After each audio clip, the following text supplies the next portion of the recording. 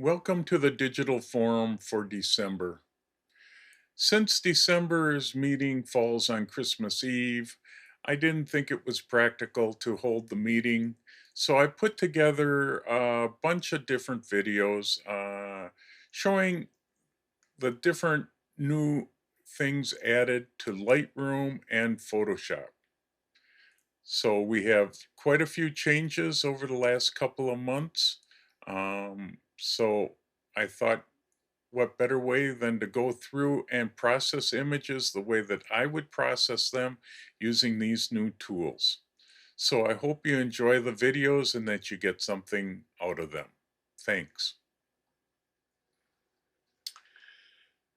So here is a shot of a model that I had done a long time ago.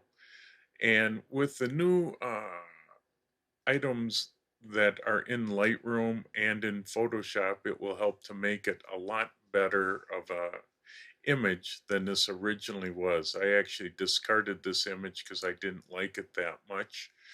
But we'll go through and we'll use some regular tools, plus we'll use some of the new tools. So the first thing I wanted to do was crop it because a lot of this stuff just didn't go with the photo. So bring it up here, bring it over because that arm off to the side just did not do much for me.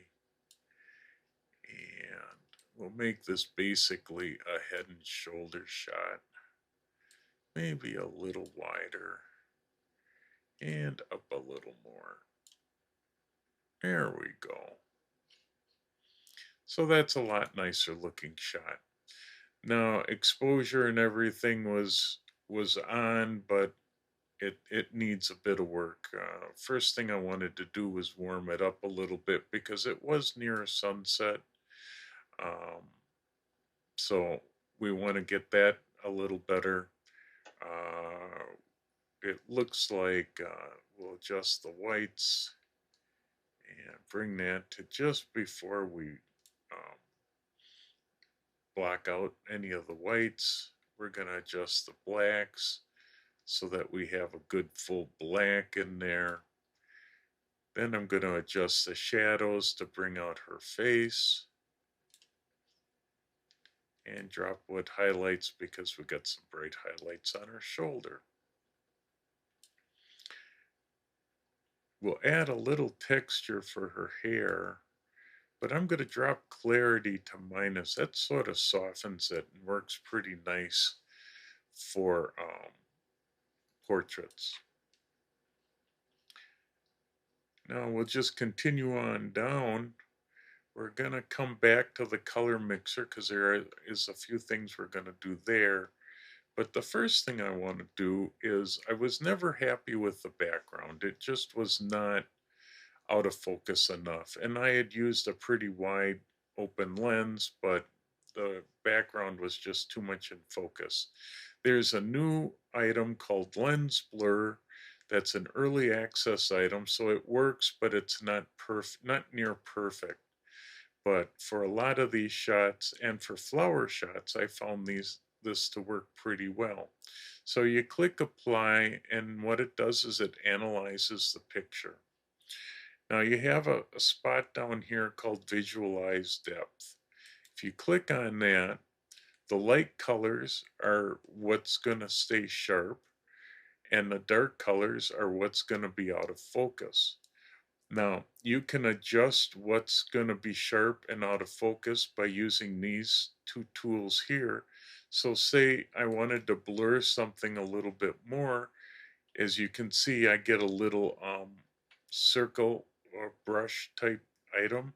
I've got auto mask turned on so that anything that is in the X will be out of focus. And that takes care of that side, and we'll do this side. And we want to get all this stuff here because it just does not need to be sharp. Everything else looks pretty good. We'll hit the focus spot And with the bracket keys, you can shrink down your focus. And I'm just going to get in here by her armpit. It's not too drastic, and a little bit at the bottom of her arm. And that's going to be pretty good. So that's how you can get it a little better. You also have this area here, which as you adjust it, you can bring in certain sections of it. If I go all the way over here, you can see everything's going to be in focus. And as I bring it down, we can go till we reach the spot where white's going to be in focus and the dark color is going to be out of focus. And that looks pretty good. So we're going to turn the visualize depth off. And now up here you have the blur amount. And as you adjust it up, you can see that the background gets more out of focus. If I turn it the other way, the background is sharper. So I want it extremely out of focus.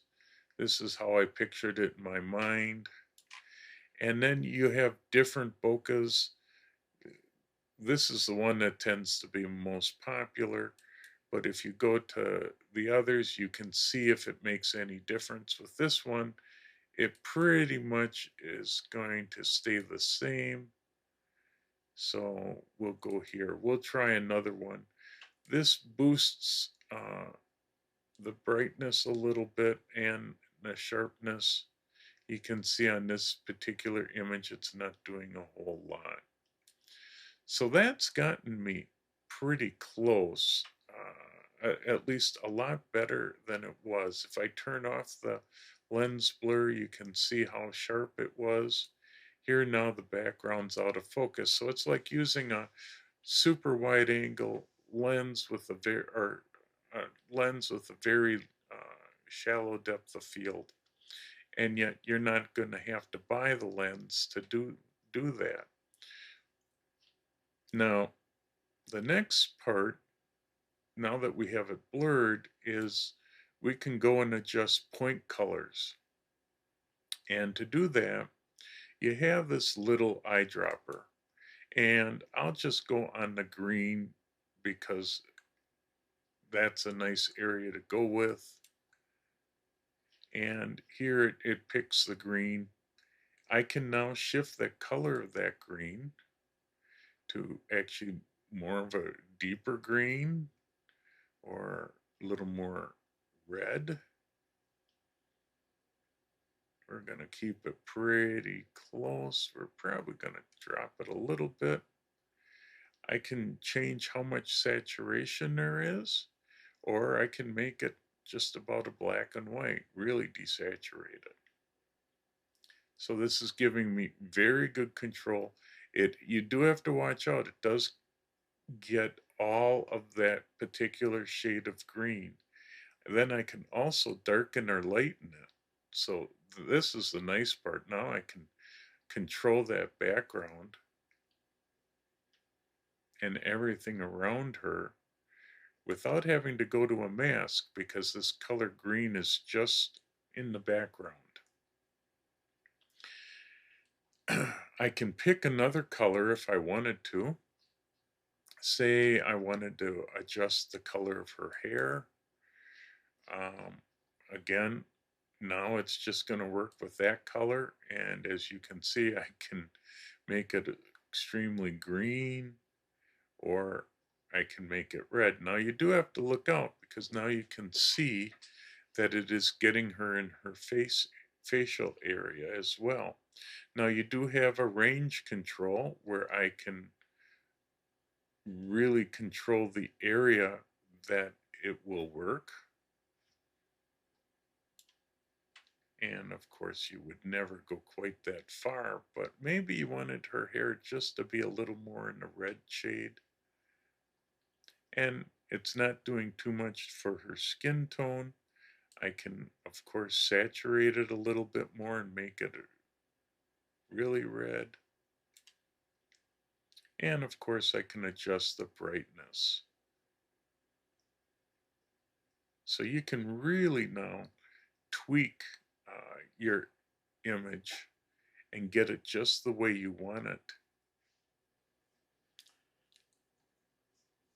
So as you can see, we can add more swatches.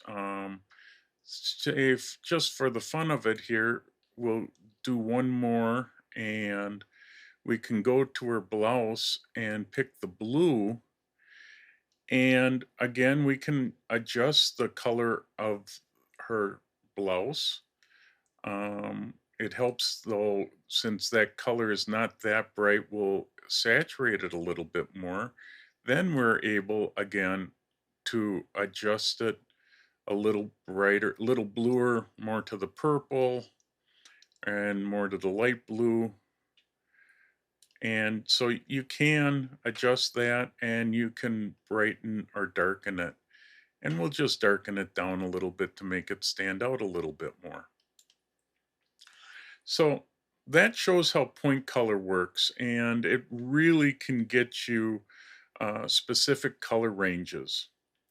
Now, there's a few more things to fix in here, and we'll go to the new masking setup that Lightroom has, and we're going to pick the subject. So we'll pick her first, and you can see it analyzed, and it grabbed just her. And one thing I noticed is that she's a little bit dark, and it's just going to be a tweak, more of the shadow area because the sun was behind her. Um, so we want to take care of that a little bit. We're going to warm up her face just a bit because it is bluer on that side. And that's looking pretty good. And if we wanted to, even in here, we have that point color.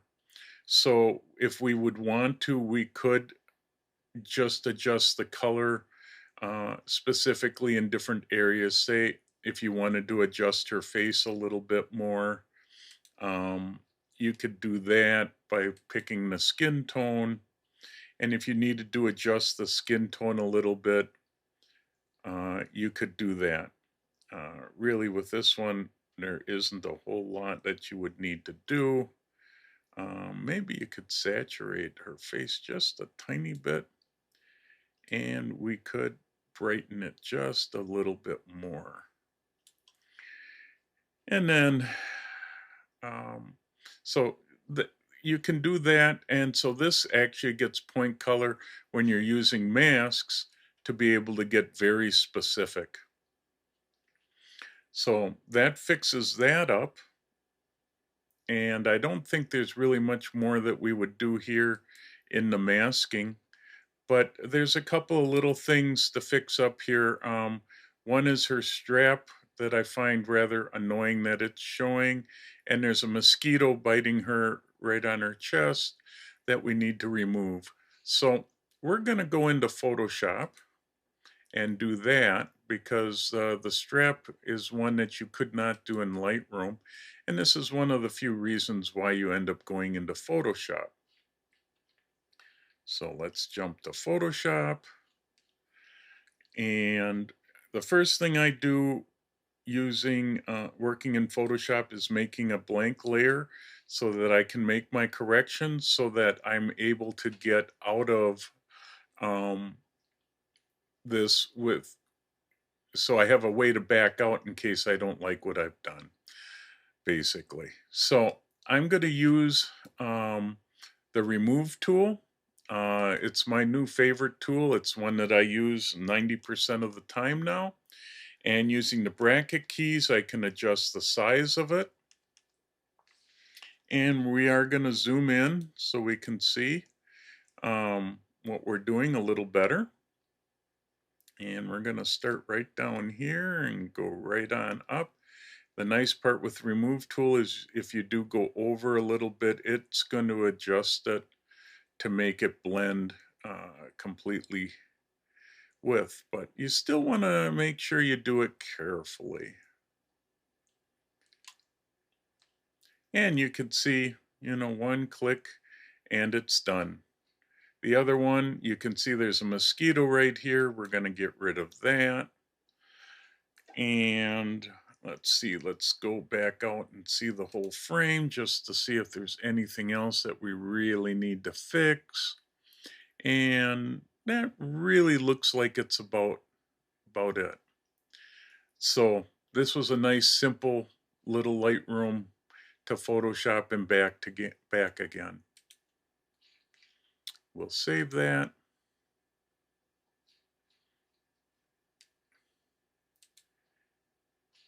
And we're back in Lightroom, and it'll just take a second for it to update. But now we're pretty much done. The only thing that I would probably end up doing is a slight vignette.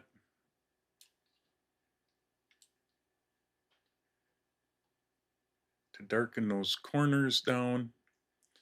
And now we have what was not a very acceptable portrait to one that we could live with and probably deliver as a product to somebody, to this person if I wanted to.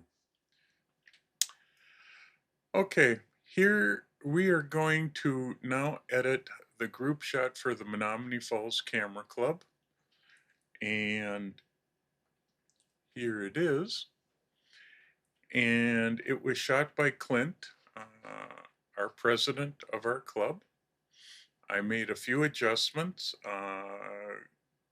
We've got the tone and the color all pretty good. We ran it through Topaz Photo AI to get rid of a little bit of noise because it was shot in a gym and there wasn't a lot of lighting in the gym. But it's at least evenly lit, and we need to remove the background and the floor. So let's take this into Photoshop. We're going to go Photo, Edit In, and I already have it opened up in Photoshop because it's a fairly big file. Going to move Nick Filters out of the way.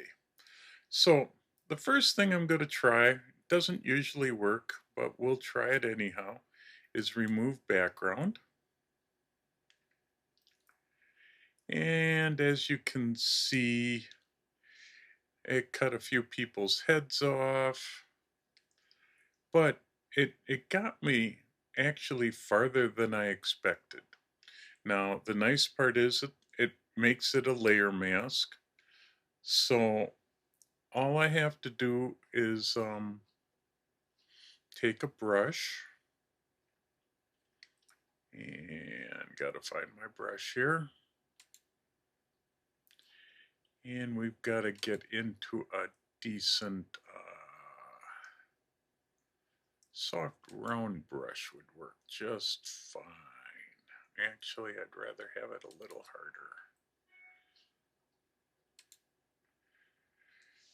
And use the bracket keys. So we're going to clean up a little bit. That's pretty easy to clean up. And then what we'll do is we zoom in so we can see a little easier what we have to do. Now I'm going to clean this up, and like here I made a mistake and I lost a little too much of his foot. So you go to the white and that paints stuff back in, and I just use the X key to flip back and forth. And then I want to get in here.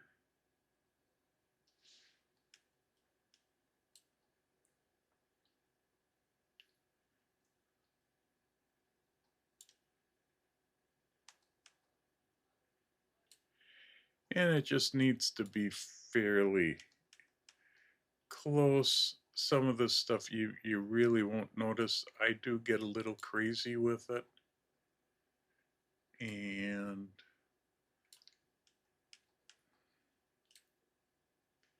sort of like it to be fairly decent. So we can go page up and we take a look around here. And usually it's stuff, especially with people with blonde hair, you can see where things get a little messed up.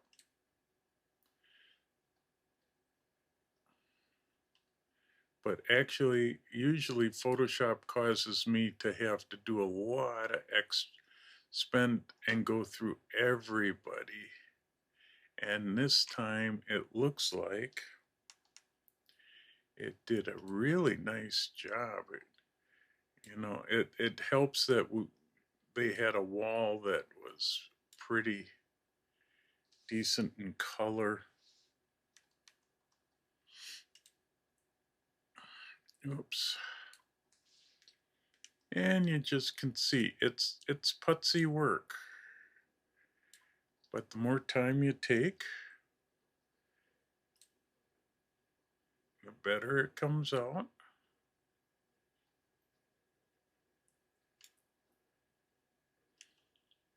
And like I said, we won't have you watch the whole thing because that would probably create you guys to go nuts.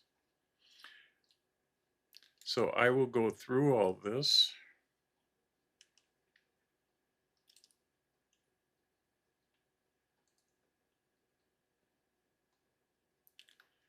And get it brought back as nice as we can so that okay, I spent about 20 minutes, half an hour, um, slowly getting everybody cut out. Uh, Here's what it looks like. And you can see I've got everybody pretty much cut out.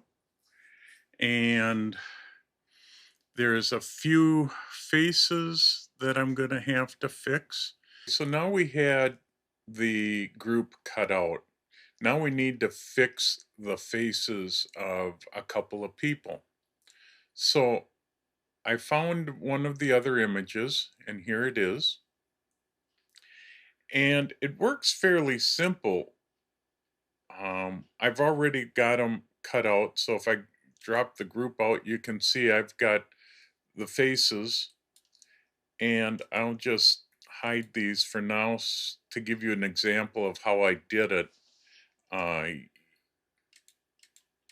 you zoom in, you get fairly close, you use just the lasso tool,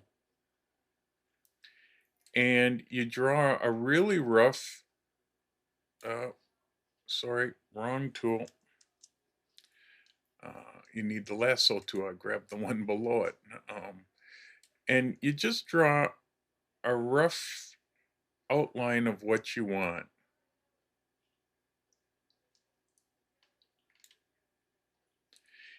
And once you have that, you just do Command or Control J. And you got to be on your base layer. Command or Control J. And now that's made a copy of just his face. I would suggest labeling it. And then all we did was, or all I did, is you take that layer, bring it up and down on top of the one that you want to replace them with. Now, again, it helps if you zoom in, and you can see that I've already replaced it, and I had to do a little bit of a color adjustment, but you then just resize it by going Command Control T to get the free transform, and you just basically get it sized up the way you want it, move it in, and you can readjust the size. What I usually will do is drop the opacity to about 50%, and then usually you can use the eyes and shift it up or down.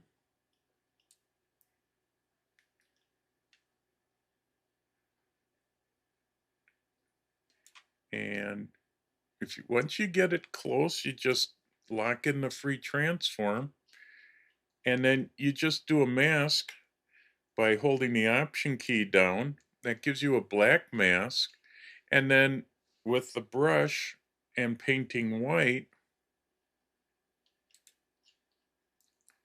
you can basically paint in the mouth, if you needed to, the eyes, or any other part that you needed. And you can always, move it around if you needed to. Um, you might have to twist it a little bit, but you can do that with a free transform. And you just do a rough selection and just slowly paint it in with the brush. And you just paint out any of the stuff that you don't need, so that all you're basically getting is just that mouth itself. And you do that for all three of them, and or however many you needed to do. So it's nice and simple, and you could see the results. I actually did these three people, and I'm just going to trash this one because we've got the other ones here. They're hidden in this merged group layer, but because I used smart layers and worked to get them blended in so that you can't tell the difference. But see, here's what we have, and here's how it's fixed. So um, you can fix that up pretty nice. Works slick. And next we'll show you how I put it all together to make the final video, or not video, final print that we will pass out to our group. And there's a reason for this one, and I'm going to show you the somewhat finished result, which is a group shot that our group does every December. And I basically cut the people out. Clint, our president, took this photo of the group at our Christmas party, and I took the background shot at Chicago Botanical Gardens and thought, boy, this would make a good shot for the group to be sitting on. So I'll show you some of the bits that we do. And the main part is here's the original shot. So there's a couple things we need to change here. And so we're going to go photo, edit in Adobe Photoshop.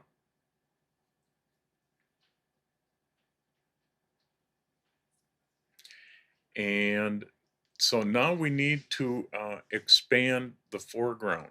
You can see that it's very tight in the foreground. And the simplest way is, let me get to Photoshop so we can show you. We need to expand the foreground, so we're going to take the crop tool, and we've got it set for an 8 by 10. So you can see that right now here's what an 8 by 10 would be, and generally that's the size that I make for this shot. And you could see I'm going to add all this extra on the bottom. We're going to keep what we have for the sky up on top. And we're just going to type in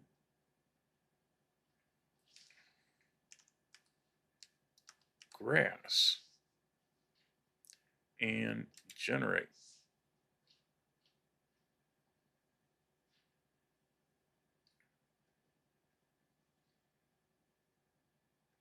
Now you could just click and hope that it does what you need. I found if you type in grass, it does a really nice job, and you can see that it now created a nice grassy field, matches up really well. Um, there are a few things I'm not real thrilled about in here. Some of these holes, which I can actually take care of with the remove tool, and I will just clean up some of that.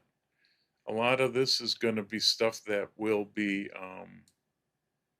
hidden anyhow, so it's not a big deal. So that's looking pretty good. Now, the other thing that I would be doing is replacing that sky because it was really a cruddy day. And let's see, did I? The simplest thing to make sure you do is we can turn this all into one layer by merging the layers together and working off of that one. Moving it all the way to the top. And then we can do a sky replacement.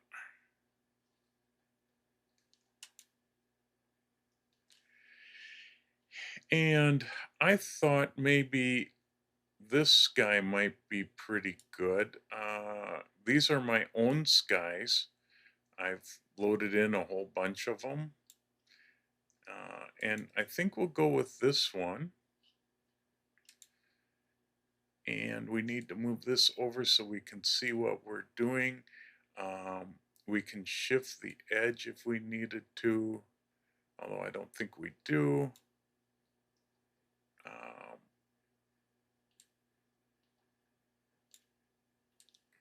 Might want to gonna warm up that sky just a bit more.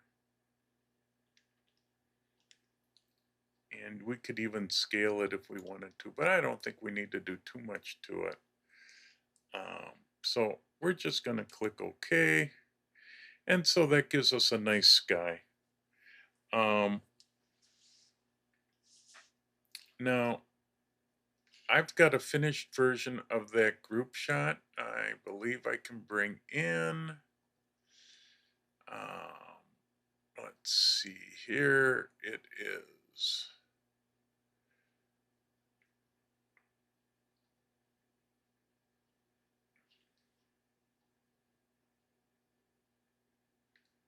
Where did it go? I lost it. I have all my model stuff here.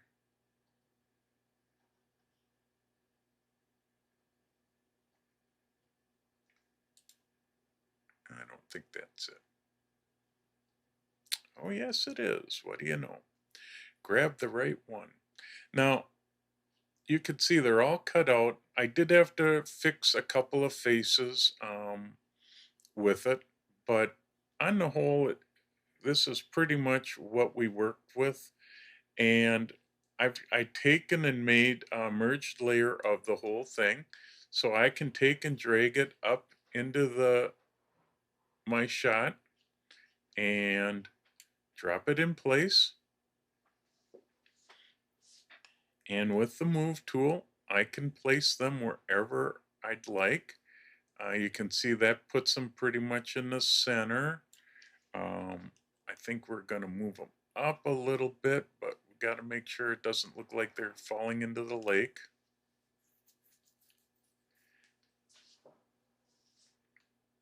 And that's looking pretty good. Looks like I got them pretty much centered. Now, there's always some tricks to making this work, and we're going to move them all the way up to the very top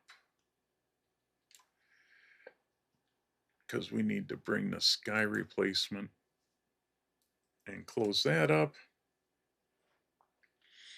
And we're just going to take and merge from the sky down and create a group layer by doing option can we group them together? I like to group them together, but for some reason it just, maybe because I already have one group layer. Sometimes I can multi group it.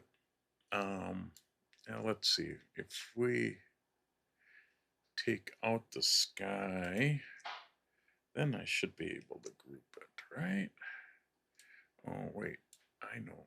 It's because the background isn't a layer 0. See, there's always some reason why. Yep, there we go. So now we got the group, which is the background, and I should be able to drop the sky in there. Yep. So now we've got the group, and then we have that. So I sort of like to keep this stuff organized and grouped, and then when you open this up, it's got everything that you need right there. So, all right, we've got the people. What I sometimes like to do is if you hold the option key down, or I should say the command key, we can make an outline of everybody. And I'm going to make a blank layer. This sometimes helps, sometimes it doesn't. And I'm going to fill that layer with black. And what I'm looking to do is create a little bit of a shadow on the ground, because if they just sit there, it doesn't quite look right.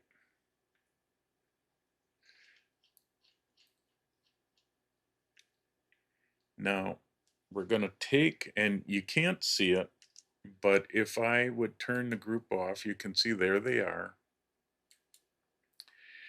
And I'm going to now flip that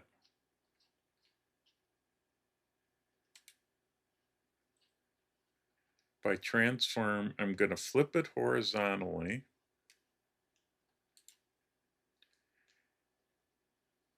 Oh, wrong way. Got to flip it vertically. Some days I'm horizontal and vertically and behind. So flip vertical because we want it. And then with the move tool, you can move it down. And this sometimes works, sometimes it doesn't. And then with transform, we can go free transform because you can do a bunch of stuff with it.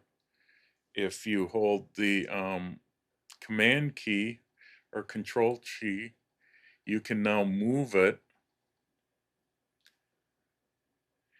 And I'm basically just trying to get the front people to look like there's some shade. You know, the sun, even though the sun wasn't there, just trying to give it a little depth. And we're going to really turn this down.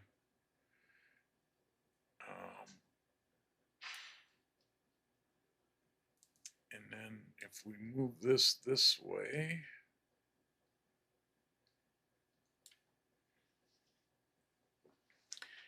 and we turn it down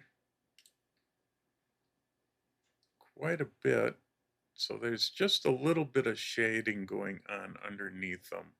It just gives the illusion of depth. Now, you got to really play around with this. And you've got quite a bit of control with it. And actually, I can move this part backwards because it's underneath them. And that helps it a little bit more as well.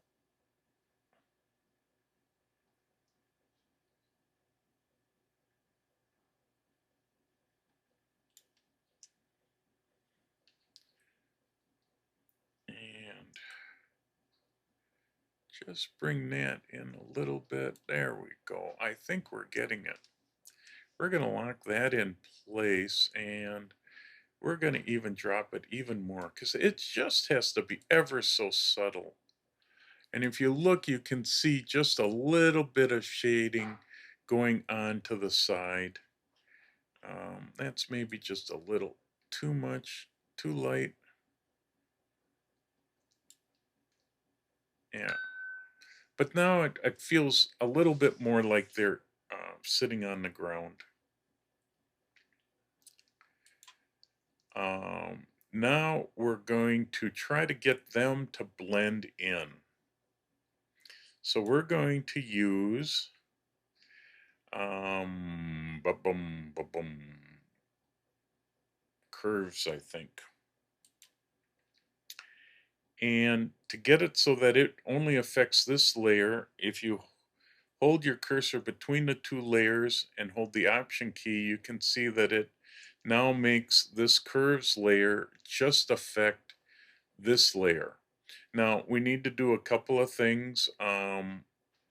We have to add a little more contrast, so we're going to, which that's going to brighten them up a little bit.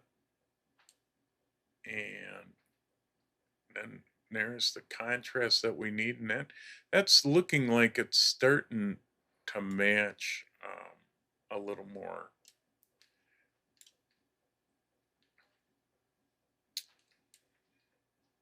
Whoop. And then you've got all these fine controls that you can do. I'm gonna try to lighten. What I'm trying to do is get their faces to be lit, and some of this we can actually end up fixing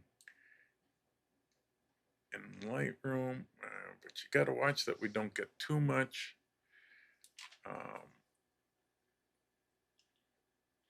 to it.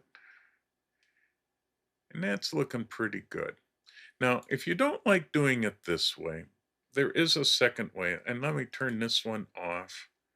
And if we go here and we turn this into a smart object, now we're able to go into filter and camera raw, which can actually be an easier way to adjust. Now, the hard part is you can't see it so much, but here I can warm them up because I know they have to be warmer. I can saturate them up a little more because, as we all know, I love saturated pictures. And then we can raise the shadow area and maybe just a teensy bit of exposure.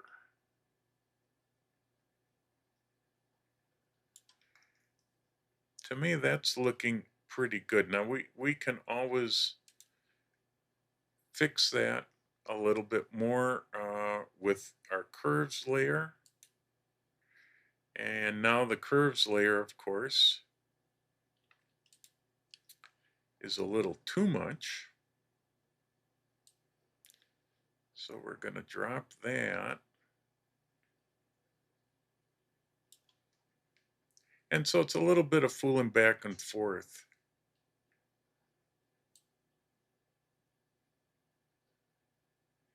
Still want to keep it sort of contrasty, but not too contrasty. So I think that's pretty good. So now the next thing that we would end up doing, or that I would end up doing, is adding a white box, which is just a matter of taking and creating that blank layer that I just created, drawing a selection,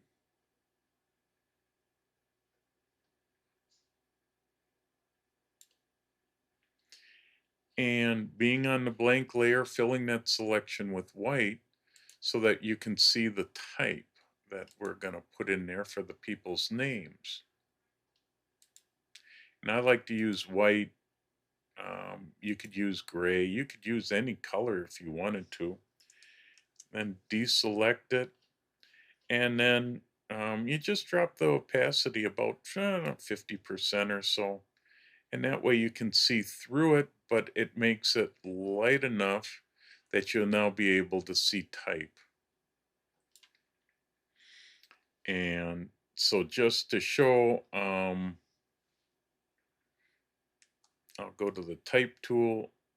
I'm not going to do all because I have to look up the names on a lot of the people. My mind is good, but it's not near as good as some of our members, especially Bill Reitz, who's passed away now. But we'll start with 14. I think it's like 30 point. It's going to do it. Yep. So we'll start with the front row.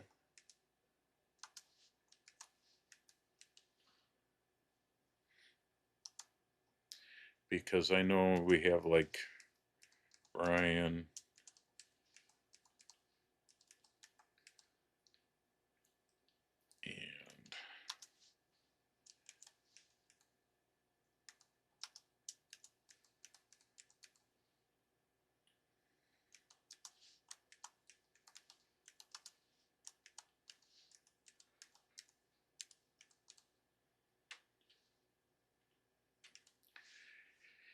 And we would go on with everybody, and we do the front row, the middle row, and the back row. And we'd end up locking that all into place. When I get completely done with it, I'll also be centering it. The other thing I would do is we would put in here me nominee.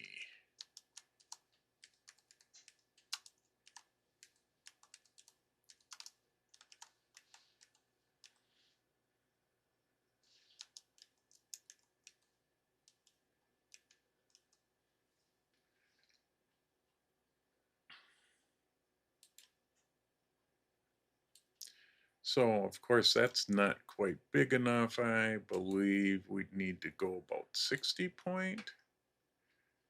Let's see how that does. Yeah, and that's not bad. And then you can also, I like to curve this once in a while. So let's do an arc. Not near that much, but just a little bit, because that goes with the trees. And then we can move it down to where we want it.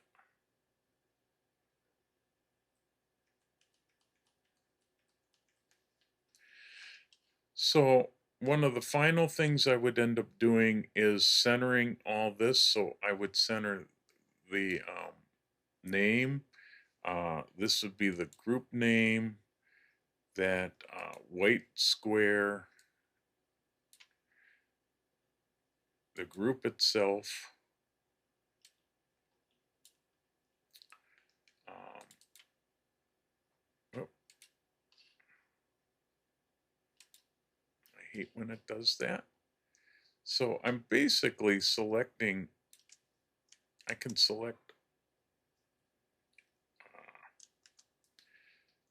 I want to select everything here. So we can start from the bottom, work our way to the top.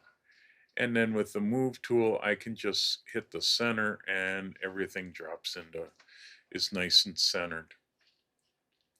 So that's how I end up doing the group shot. I will probably continue to tweak this. I come back, I find if I come back a few days later and look at it, I may end up having to darken their faces or lighten them. Um, I just want it all to blend and look as real as possible.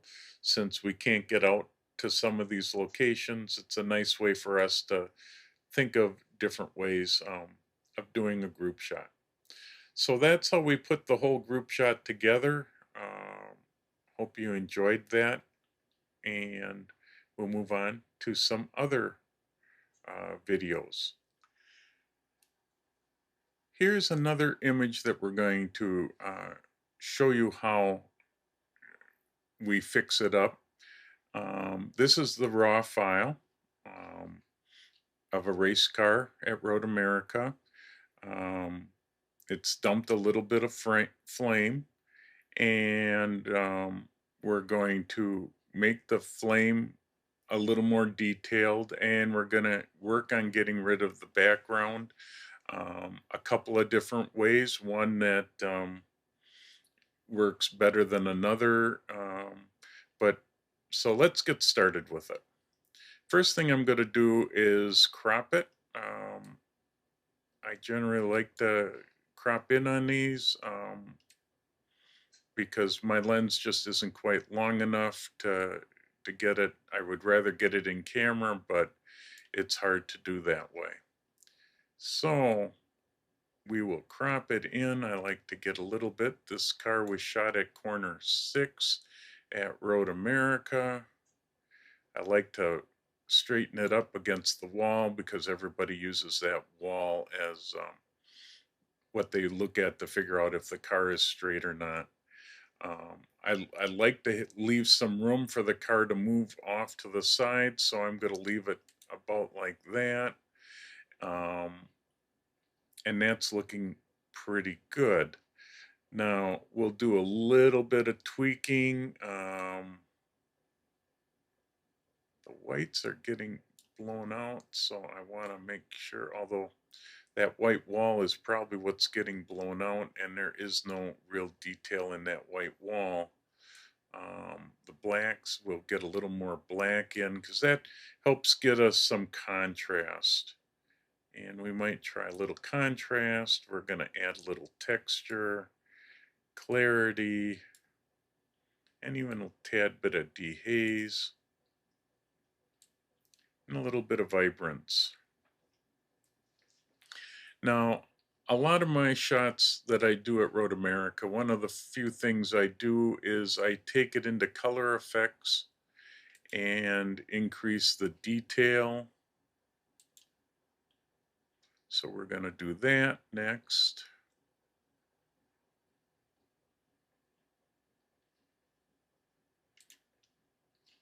And we just go to detail extractor. I have that highlighted, and you can see what that does is it brings in the asphalt a lot more.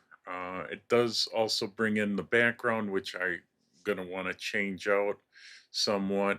And unfortunately, this banner is pretty bad. But that's really all I end up doing is just applying a little detail extractor. Now you can see the driver inside the car a little bit better, and the flames show up a bit better. So we'll apply that, and now we've got a little better image. So a couple more things that we're going to do. First is I want to blur out that background.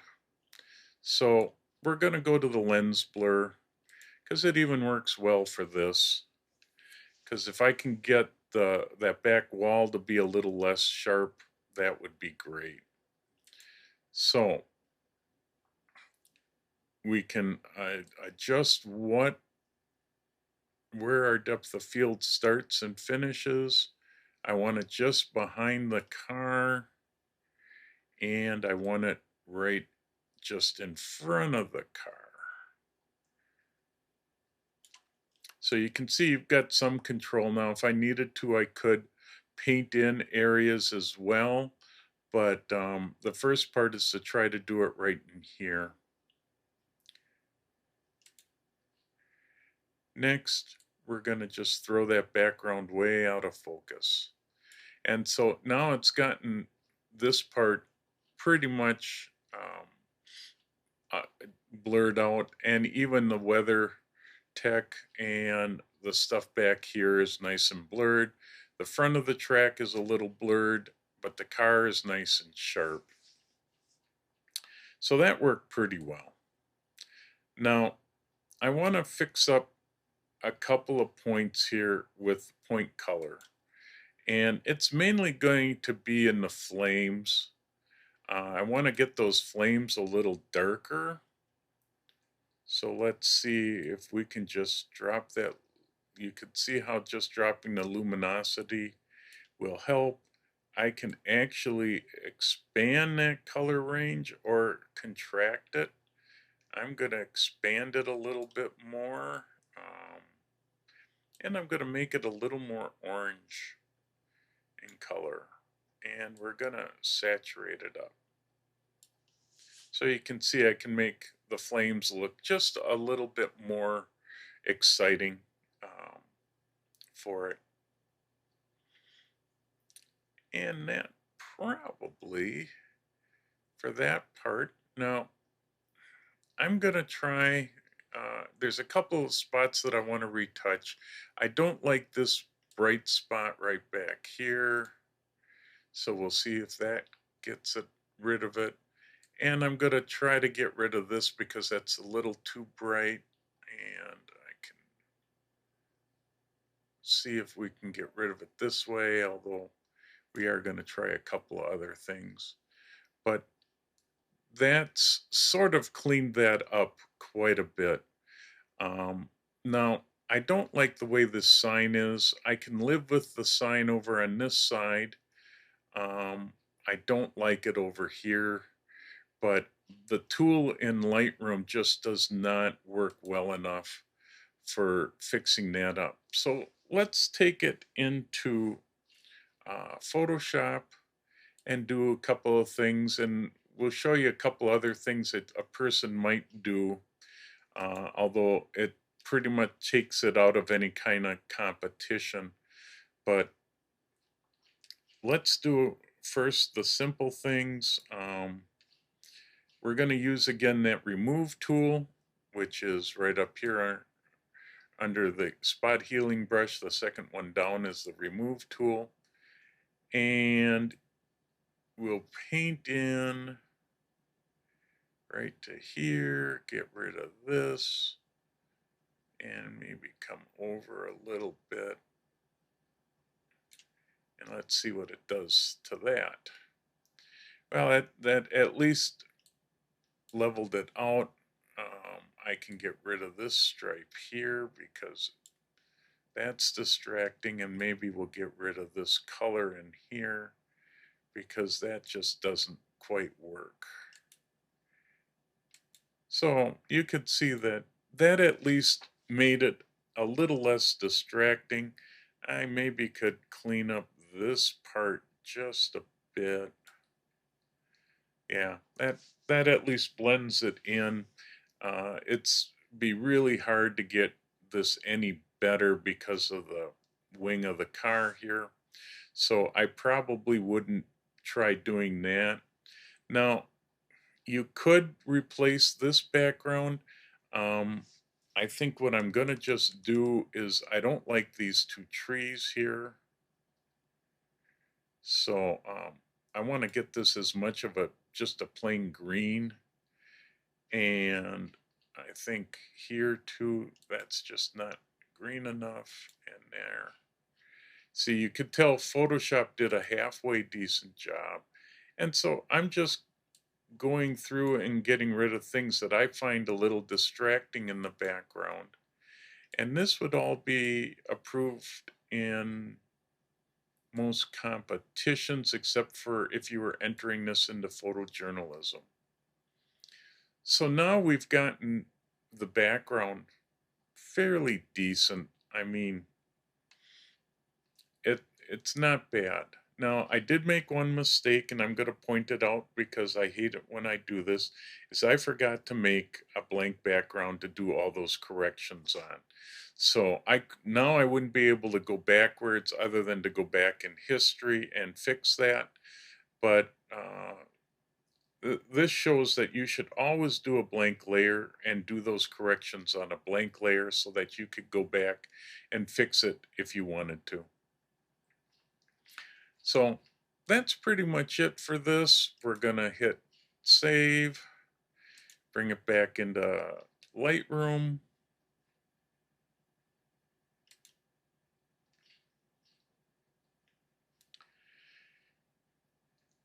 And we'll take one more look at it. I do think I want to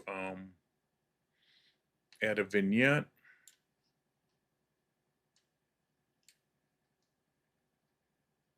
Not too much, just enough. But here's what we started with, which was pretty poor. Corner 6 is a tough one to shoot at. And here's what we ended up with. Now it's something that is useful, and yet I haven't done anything too major to it other than clean the sign up and get the background to be a nice blur. Okay, for the next one, we're going to do a couple flowers and a bird. Uh, just showing you different ways to be able to improve your photos and using some of the new features in Lightroom and Photoshop. So let's go. We're going to start with this bee on a flower. And you could see I sort of shot it a little far away. So we have some adjustment done. I adjust it better once we've cropped it. And we're going to go in there and crop her down. I think I'm going to leave a few of those leaves on the bottom and the side. And we'll go like that. Let's take a look at that. That's not too bad. The only thing I'm going to want to do is flip it horizontal. Yep, I like how that works a little better. You've got it coming in and this sort of blocks it. So looks like I've got it adjusted pretty well. We'll adjust the white just before it blows out. Not too dark. Open up the shadow so the bee shows up a little better and bring a little more detail into that flower. So that's looking pretty good. With flowers, I like the texture to be up. Sometimes, eh, just a little minus clarity, but a little dehaze and a little vibrance. So I have a pretty shallow depth of field as it is, but we're still gonna take a look and see about this lens blur. Because I really like to have the flower um, sharp. So we'll take a look here and see what it grabbed.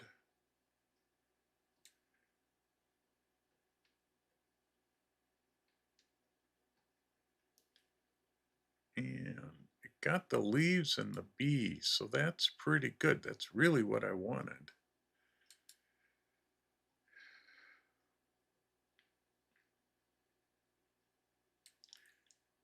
And then we can blur that background a little bit more. You know, the leaf gets a little blurred, but not too bad. Now let's try the different types of bouquet that you have.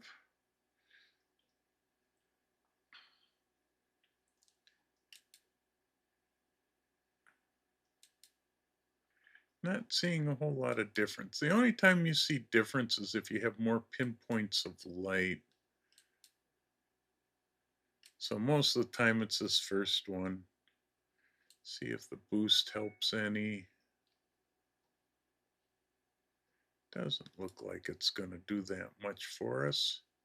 But that's really gotten it down pretty good. I wanted these leaves to be sharp and the background to be out of focus, and mainly interested in the bee and the flower. So this adds a little more interest. I like the way it flows. Um, really not too much more that would need to be done with it. think just a little bit of a vignette. Well, not that much. Just want to darken the corners a little bit. So you can see how just not even going into Photoshop, but doing everything just in Lightroom will let you get an image that is just perfectly fine. Um, I find it pretty interesting. I think the contrast, which would probably be the dehaze. Yeah, that's better. If I go to a little bit of a negative dehaze, it adds a little bit of softness to the picture and drops that contrast down so the flower looks a little better. I don't see any spots that I have to worry about, but I would actually go to 100% and start in the upper corner and work my way down. If I see something I don't like, I like to use this, which is the sort of the healing brush. Um, Again, the bracket keys change the size, and we'll see how that does. Go up here.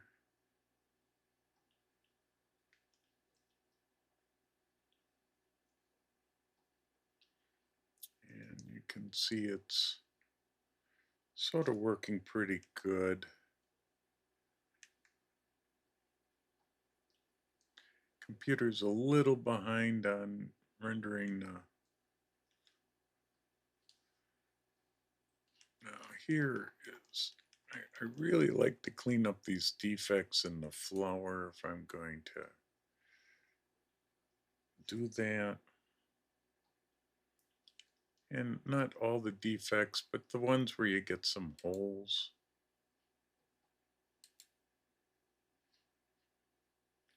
The pollen I'm not so worried about.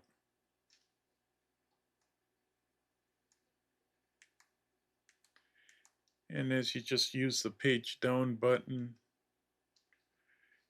you can just go through the whole photo pretty quickly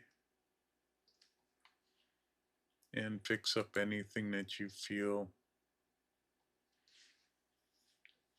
needs to be adjusted.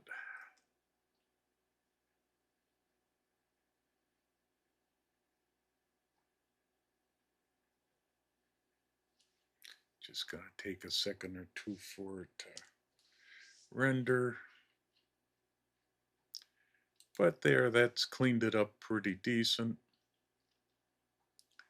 Um, Looks like we've got a good flower shot. So let's go over to this sunflower one. Now this one is in pretty good shape. I've already processed it once in color effects to bring out some of the detail.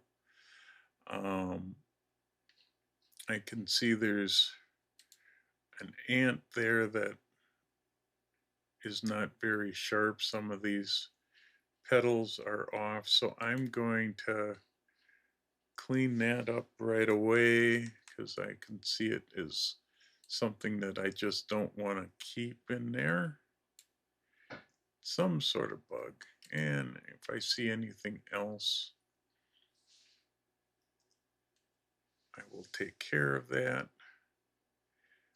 Most of this has been gone through once already, but I still like to sort of do a few things to it. We'll drop the clarity a little bit, bring up the texture so that we can see the bee.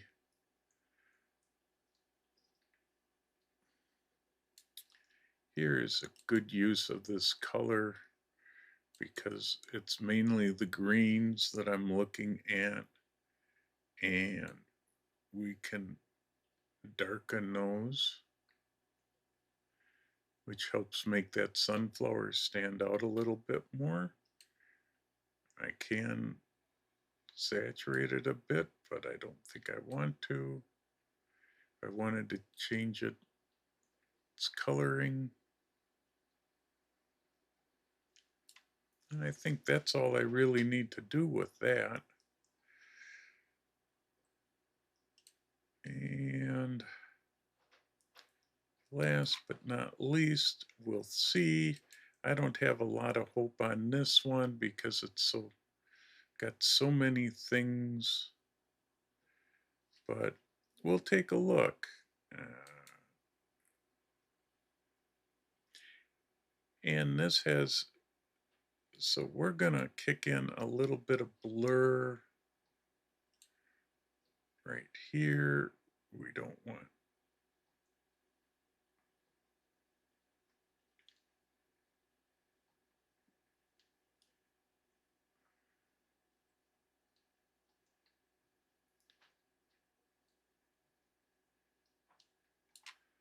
so we got rid of that one. This one here, the same way. I just want to blur that out.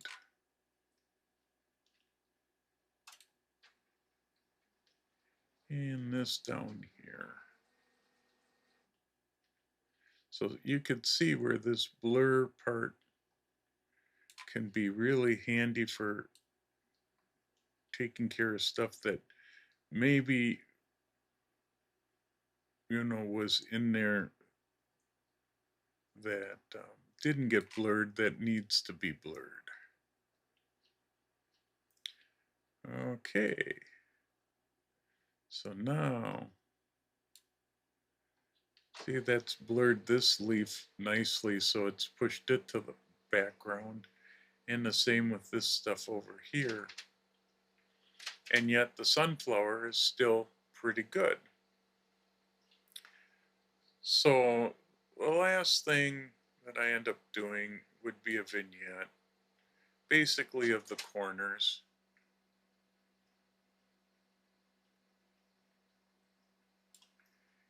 And there we go.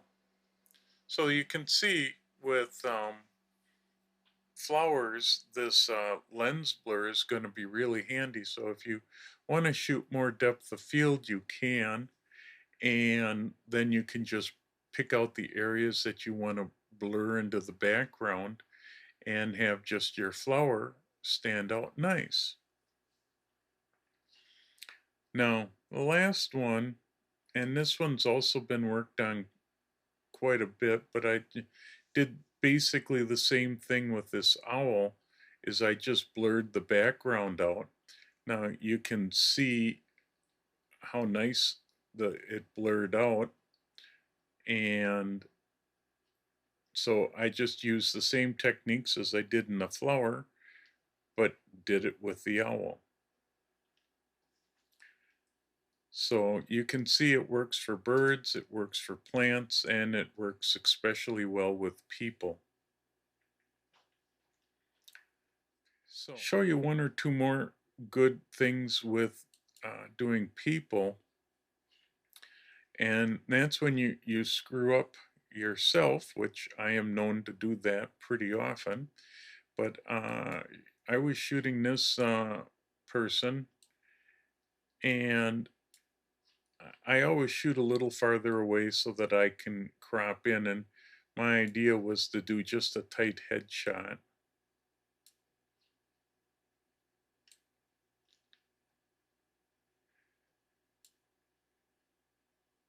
And that's looking pretty good. I'm actually going to bring it right down so that we all know he has hair. So we're going to get this pretty tight. Yeah, we'll try it that way. What the heck. Now, my problem was I was too close to the background. That was the major issue with this image. I sort of like some of it. Actually, as I look at it, I think we need to back off on him a little bit. So let's include the hair. And maybe a little bit more of the neck will make it just, yeah, that looks a little better. See, you change your mind all the time, but the background is just horrible. It's one of my homemade backgrounds. Gonna warm this up just a bit, give him some color. The exposure is pretty good. Being in a studio, I usually get the exposure right on, maybe just a little bit in the whites and get a little more contrast by getting a little more black in there. Being a guy, I usually have everything nice and sharp and with clarity and dehaze. So let's go see what we can do about that background. So again, come to the rescue, lens blur. Now, before I would normally just select the subject, drop the background and blur it and come in with it. But now I can do it a lot quicker with this. And I just have to turn it all the way up. And now I have a nice mottled brown background.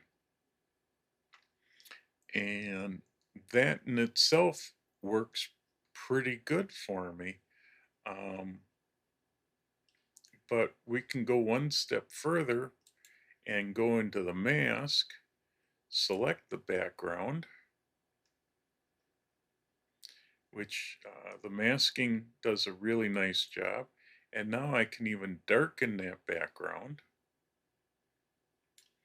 And if I wanted to, I could change its color using color temperature. And actually, going to the blue side makes it a little better.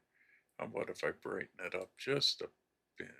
Yeah, that actually makes his face look a lot warmer. So all in Lightroom, just using a simple mask, uh, I can create a nice image. Now, just for the fun of it, because I've done this before, I can create a virtual copy of this and then go into the black and white. And actually, the way that I end up doing black and whites a lot is to go through and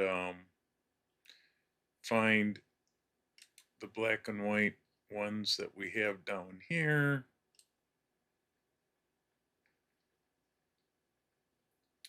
See if any of them look sort of good. This one here is looking pretty decent. There he looks a little too pale. This one might not be bad either. It's a little too high key.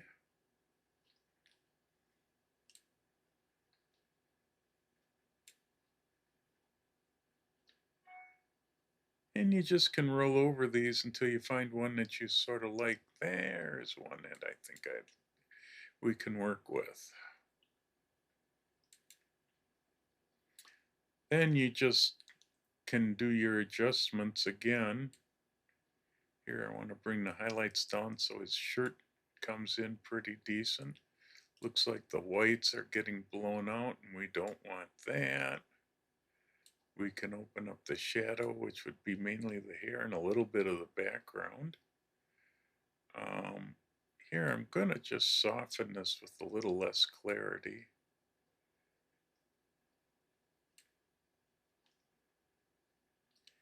And you can do just a little texture to offset that. So you can see you can create some pretty good stuff here. You can also go through and change the mix. So here I can adjust his lips or anything that is a little bit more on the red side. So this gives me nice control of what I can show and what I can sort of hide by making it lighter or darker.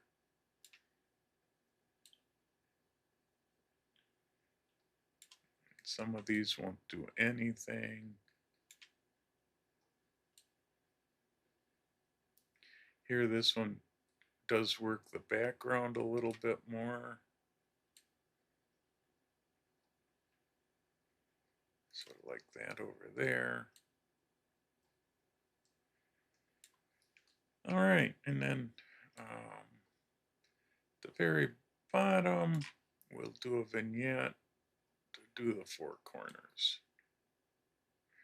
And that helps make his face just stay. So now we've got a nice head and shoulder shot. I would go through and check to see if there's anything that I need to clean up on his face. And pretty much most of it is natural blemishes that you talk to the customer to see if he would want those removed or not. But that's what you can do just in Lightroom itself. And I mean, we started with a shot that had either color, which is a little slow in switching, and black and white.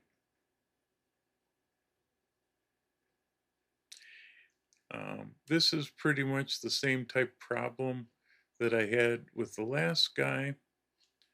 I'm going to crop this in a little tighter too, just make it a head and shoulder shot. I think right about there. But again, I was a little too close to the background. So I would have had to take it into Photoshop and mask it. Now I've got a nice head and shoulder shot that we can fix 1, 2, 3. I do want to drop those highlights a bit. And we can open up to bring out the hair detail. Now, again, this wasn't too bad. This is a model background, so it's not too shabby, but I would have liked it to be a little more out of focus.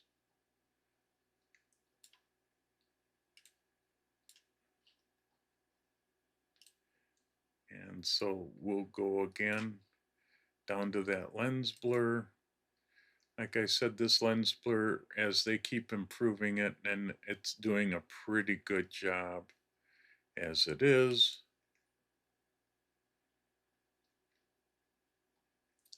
And yep, that's pretty good. So now if we blur that background, it's already was sort of soft, but now it's you've got even less definition in the coloring, which really helps. You can see the difference here if I turn it on and off. Here's off, here's on. You can see how now it's a lot softer. And it was more that the depth of field that I had when I shot this just didn't allow me to get that. And I would have just gone in and removed the background or just copied the background and softened it. Now, while I'm at it here, I think I'd select the background and I would probably darken this a bit. Or you could even see if lightening it up. Actually, lightening it up might not be too bad. What if we add a little color to it? Because we can, yeah, I don't want to go to the brown side. I think the blues and the yellows in there work sort of nice.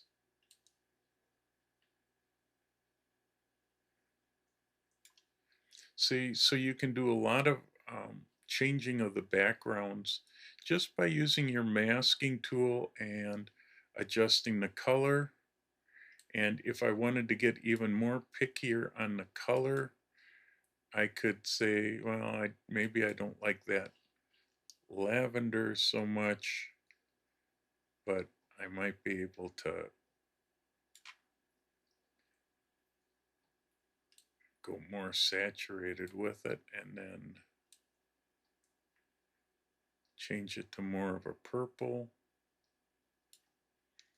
And then I could pick out the yellow. Now this you got to be careful because it could affect the face.